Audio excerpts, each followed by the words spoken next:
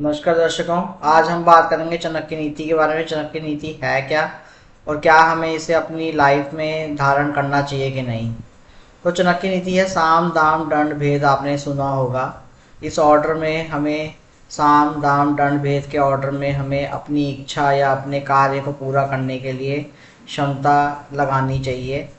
तो साम होता है मतलब प्यार से आपने किसी को रिक्वेस्ट करके प्यार से आपने कहा कि भाई मेरा ये काम कर दीजिए। दूसरा दाम, अगर वो ना माने तो उसे कॉम्प्रोमाइज़ कर लीजिए कि चलो ऐसे नहीं ऐसे कर लेते हैं। तो कॉम्प्रोमाइज़ करना दाम हो गया, मतलब चाहे उसे आप पैसे से कॉम्प्रोमाइज़ करिए या किसी दूसरी चीज़ से कॉम्प्रोमाइज़ करिए, तो वो हो गया। तीसरा दंड, अगर वो फिर भी ना माने, कॉम्प्रोमाइज़ से भी ना माने, तो हमें उसे दंडित करना चाहिए। हमें उसे उसकी ज़िंदगी में परेशानी डाल देनी चाहिए, उसको किसी न किसी बात से दंडित कर देना चाहिए। और चौथा भेद, अगर दंड से भी काम ना चले, वो ना माने, तो हमें उसका कोई भेद निकाल के उस भेद का इस्तेमाल करना चाहिए। ओ इसको आज हम समझेंगे कि क्या हमें ये चाणक्य नीति अपनानी चाहिए कि नहीं। तो पहले हम बात करते हैं साम की। साम मतलब प्यार से मनाना। तो हाँ जी, हाँ बिल्कुल, इसमें कोई गलत नहीं है। अगर आप किसी को कुछ रिक्वेस्ट कर रहे हैं या किसी को प्यार से कह रहे हैं कि भाई मेरा ये काम कर दीजिए, तो वो करे या ना करे, तो आप प्यार से डील कर सकते हैं, बिल्कुल ठीक है। फिर दाम, कॉम्प्रोमाइज़। हाँ, आप उसे कहिए कि आप ऐसे ना करके ऐसे कर लीजिए।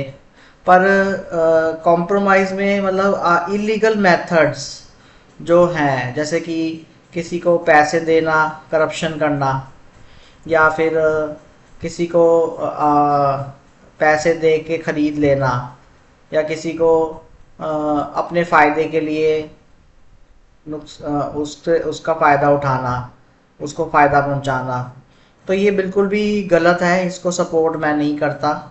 मॉरली ये बिल्कुल रॉन्ग है। तो हमें सिर्फ कॉम्प्रोमाइज़ कर लेना चाहिए जो कि वैलिड हो, इलीगल हो, इलीगल ना हो, और सही तरीके से अगर हम उसको कॉम्प्रोमाइज़ कर रहे हैं कि चलो हम थोड़ा सा ऐसे अपनी हम थोड़ा सा हम मोल्ड कर लेते हैं, थोड़ा सा तुम मोल्ड कर लो, तो वो बिल्कुल ठीक है, ऐसे हम कर सकते हैं। तीसरा दंड। दंड तो हमें बिल्कुल भी नहीं देना चाहिए, क्योंकि दंड देने से सामने वाला व्यक्ति में बदले की भावना उत्पन्न होती है और फिर वो बदला लेता है। तो दंड हमें बिल्कुल भी नहीं देना चाहिए। जो फ्री विल हमारे अंदर है वो फ्री विल उसके अंदर भी है। अगर हमारे को चॉइस करने का अधिकार है तो उसको भी चॉइस करने का इक्वल अधिकार है। तो उस अधिकार से हमें कभी भी किसी को दंडित नहीं करना चाहिए कि तुम ऐसे कर रहे हो, तो तुम ऐसे कर रहे हो, तो तुम ऐसे करो, तो नहीं तो हम तुम्हें दंड देंगे। तो ये बिल्कुल गलत है, दंड नहीं देना चाहिए। और भेद, भेद तो बिल्कुल ही पता हो तो यूज़ नहीं करना चाहिए। बहुत वर्स्ट के सिनेरियो में कि सामने वाला आपके ऊपर बहुत दबाव डाल रहा है या आपके ऊपर बहुत ज़्यादा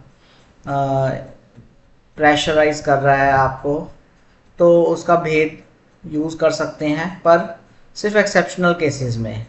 मतलब अगर उसको आप जस्टिफाई कर रहे हैं अपनी इच्छा पूरी करने के लिए, अपना काम निकालने के लिए, तो वो बिल्कुल जस्टिफाइड नहीं है। चाहे आपका काम पूरा ना हो, आप कहेंगे कि मैं पागल हो गया हूँ कि मैं कह रहा हूँ कि आपका काम पूरा ना हो पर आप भेद को इस्तेमाल ना करें। ये क्योंकि जो कर्म हम करते हैं वही कर्म हमारे पास लौट कर वापस आते हैं। आज मैं किसी का भेद निकालूंगा तो वही सामने वाला व्यक्ति, दूसरा व्यक्ति भेद मेरा निकाल के मेरे पे इस्तेमाल करेगा। तो ये अच्छा कर्म नहीं माना जाता। तो हमें इसे बिल्कुल भी करना नहीं चाहिए। आपको वीडियो कैसी लगी, अच्छी लगी तो लाइक करें, शेयर करें। आप अपना कमेंट दें, आप क्या इस बारे में सोचते हैं। बहुत बहुत धन्यवाद।